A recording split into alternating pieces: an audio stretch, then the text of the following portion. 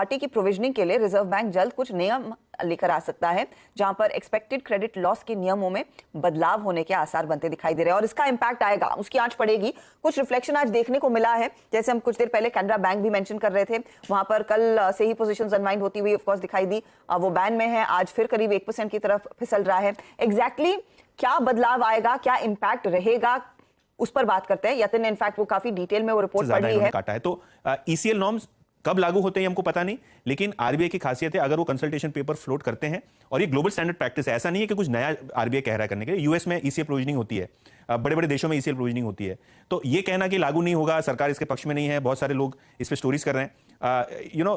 ये बहुत फनी है क्योंकि आरबीआई जो है एक प्रोएक्टिव रेगुलेटर है, और ये जो ईसीएल नॉर्म है ये ग्लोबल स्टैंडर्ड प्रैक्टिस है, और शायद बैंकों को मौका दिया जाएगा। ऐसे नहीं कि आप 2.5% शुरू में ईसीएल प्रोविजनिंग कर दें, फेजेस में शायद ला सकता है आरबीआई, लेकिन क्योंकि कंसल्टेशन पेपर हो चुका है, फीडबैक भी रेगुलेटर को चला गया है, अब ये क्वेश्चन मार्क है कब होगा।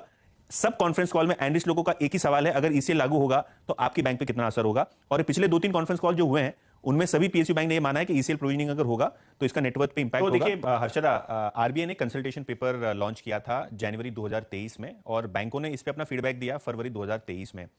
ईसीएल क्या है? ईसीएल यानी एक्सपेक्टेड क्रेडिट लॉस, और इसकी प्रोविजनिंग में जो ट्रीटमेंट होती है वो आरबीआई बदलाव करना चाहती है। अभी क्या होता है कि अगर कोई एसेट या कोई कस्टमर आपको 90 दिन तक पैसे नहीं देता तो उसको आप एनपीए घोषित करते हैं, और जैसे वो एनपीए हो जाता है उस पर आप रिक्विजिट प्रोविजनिंग लेते हैं। लेकिन अब ये प्रोविजनिंग एनपीए के बाद नहीं, एनपीए के पहले ही आपको लेना होगा, ऐसा आरबीआई अपने कंसल्टेशन पेपर में फ्लोट कर रहा है, और इसी को हम लोग कहते हैं एक्सपेक्टेड क्रेडिट लॉस। आपको कितना एक्सपेक्टेशन है कि आपका जो दिया हुआ लोन है वो खराब हो जाएगा, बैड लोन हो जाएगा, और उस बेसिस पे आप एक ईसीएल प्रोविजनिंग करेंगे।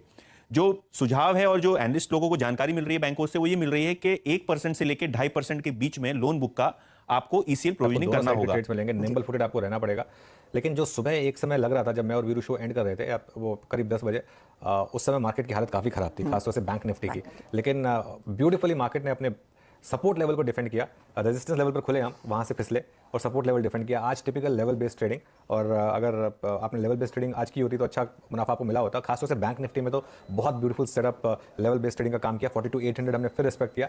हालांकि आज पीएसयू बैंकों ने थोड़ा मूड बिगाड़ा था सुबह सुबह, वो जो मॉर्गन स्टैनली की रिपोर्ट आई थी उसके बाद कुछ रिकवरी वहाँ पर जरूर देखने को मिली है लोअर लेवल से, लेकिन अभी भी वो इंडेक्स करीब 1.5% नीचे, उसका एक impact overall broader market sentiment पर। मैं ये कहूँगा हर्षदा कि आज अगर आपने पैसा बना लिया है तो अब इसको घर ले जाएं आप, क्योंकि 1 घंटे में प्राइसिंग कर लेगा।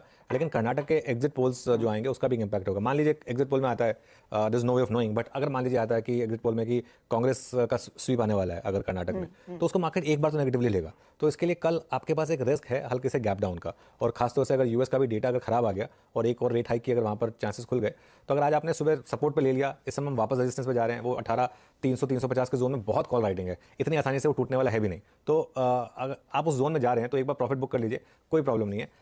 अगर आप कैरी कर रहे हैं तो ये ध्यान रखिए आज का लो आपका ट्रेडिंग स्टॉप लॉस होगा, और अगर आप कैरी कर रहे हैं तो आप अपने आप को हेज जरूर करें।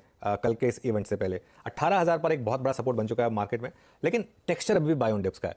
और उससे ज़्यादा इंपॉर्टेंट है बैंक निफ्टी का जो आज का टेक्सचर है, क्योंकि बैंक निफ्टी में एग्जैक्ट 42,800 से एक बाउंस बैक आया। 42,800 एक स्टॉप लॉस था हमारे सुबह, 42,822 से बैंक निफ्टी ने बाउंस बैक दिखाया आपको। लेकिन 43,400 टू 500 अगर आ जाता है, आज अगर आ जाता है स्क्रीन पर, परफेक्टली अपॉर्चुनिटी होगा प्रॉफिट बुक करना। 43,600 और 700 बहुत स्ट्रॉन्ग रेजिस्टेंस